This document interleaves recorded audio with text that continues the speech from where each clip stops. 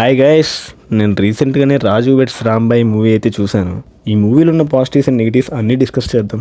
ఇక రివ్యూలోకి వెళ్తే ఈ మూవీ డైరెక్టర్ చాలా హైప్ ఇచ్చారు భయ్య. మూవీ నచ్చకపోతే బట్టలిప్పి కడ్రాయర్ మీద తిరుగుతానని చెప్పారు. అయినా సరే మూవీ నాకు కొంచెం యావరేజ్గానే అనిపించింది. ఫస్ట్ వచ్చేసి మూవీకి గ్రేట్ లవ్ స్టోరీ అని చెప్పేసి ఒక క్యాప్షన్ పెట్టారు భయ్య. గ్రేట్ లవ్ స్టోరీ అనేది వాళ్ళు అనుకుంటే సరిపోదు భయ్య, అది మనకు కూడా ఫీల్ అవ్వాలి. పర్సనల్లీ నేనైతే ఫీల్ అవ్వలేదు.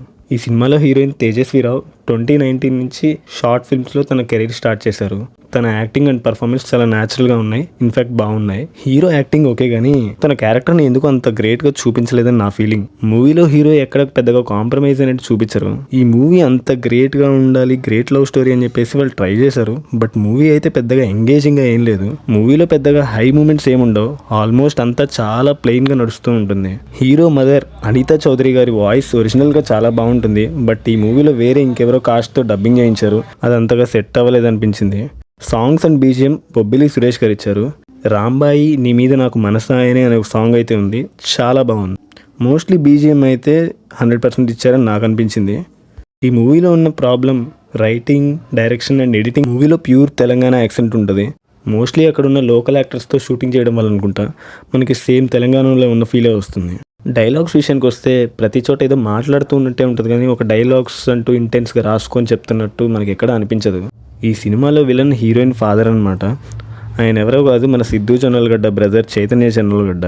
ఆయన యాక్టింగ్ నాకు అబోవ్ యావరేజ్లో అనిపించింది. బట్ బయట చెప్పినంత హైప్ అయితే అస్సలు లేదని నా ఫీలింగ్. చాలా సీన్స్లో ఆయన విలనిజం చూపించాలని చెప్పి ట్రై చేశారు.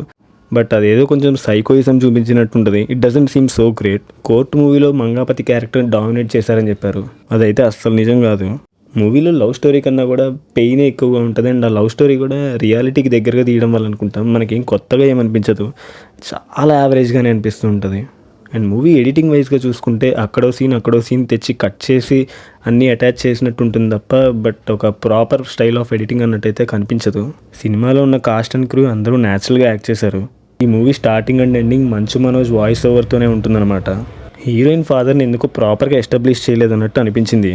ఎందుకంటే మూవీ ఎండింగ్కి వచ్చే టైంలో ఆయన కొంచెం సింపతిగా ఫీల్ అయ్యేలా చేస్తారు. బట్ దానికంటే ముందు హీరోయిన్ ఫాదర్కి హీరోయిన్కి ఆ బాండింగ్ అండ్ ఎఫెక్షన్ అయితే చూపించలేదు.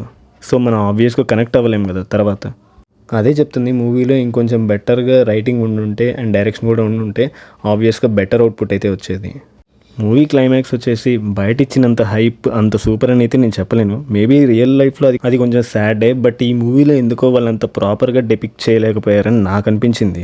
దానికి రీజన్ ఏంటంటే ఒక సింపుల్ ప్లెయిన్ లవ్ స్టోరీ ఉండడం వల్ల, మనకి ఎక్కడ ఎంగేజింగ్ లేకపోవడం వల్ల అండ్ మూవీలో అంత హైస్ ఏం లేకపోవడం వల్ల మీకు ఇంట్రెస్ట్ క్రియేట్ అవ్వదు.